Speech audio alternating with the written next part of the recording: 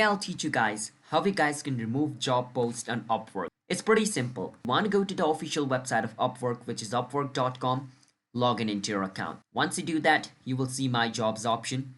Click on it and click on all contracts. Once you click on all contract, it is going to show you all the job offers which you currently have online. From over here, choose the offer which you want to cancel, and once you're inside the job, you want to click on the three dot and click on end contract. Once you click on end contract, you need to give a reason on why you want to end the contract. So you need to click on select reason and select a reason on why you want to end the contract. And if you scroll a bit down after you select the reason, it is asking to give you a public feedback. Now you can leave this empty if you want to, but if you want to leave a feedback, you can choose like the stars which you want. Then you can scroll a bit down and enter your reason by text and then click on end contract.